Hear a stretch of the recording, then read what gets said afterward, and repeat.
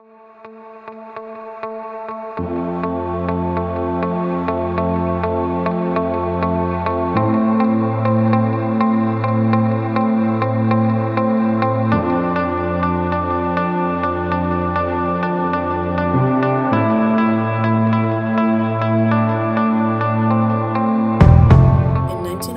German psychiatrist Alois Alzheimer published the first formal paper on a dementia case.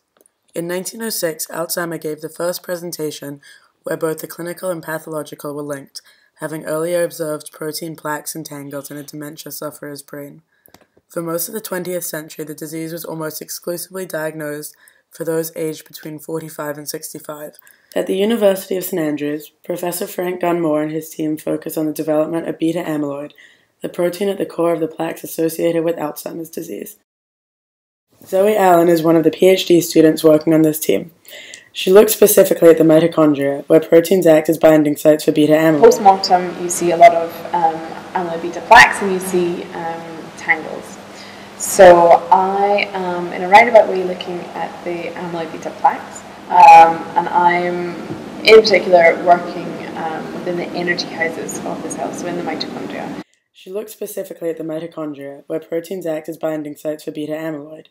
If you prevent binding, you can prevent the toxic response that causes the disease. An example of protein is ABAD. This normally helps the brain cells produce energy. And this protein acts in the energy pathway. If you haven't had breakfast this morning, you don't have a lot of glucose in your body. So your brain cells need something to work off, so they use your stores of energy. They use fatty acids and they use lipids.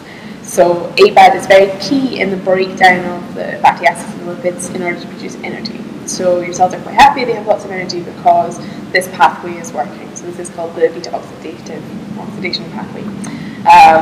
Whereas normally you would use glucose and it would go through glycolysis. In Alzheimer's disease, this enzyme ABAD is upregulated, they found, in the brains of Alzheimer's disease patients.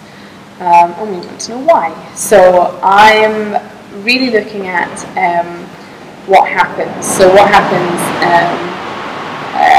when glucose levels are changed in the neurons. As well as working on his own projects, Professor Gunmore also acts as chair of the Alzheimer's Research UK network for Scotland East Coast Central.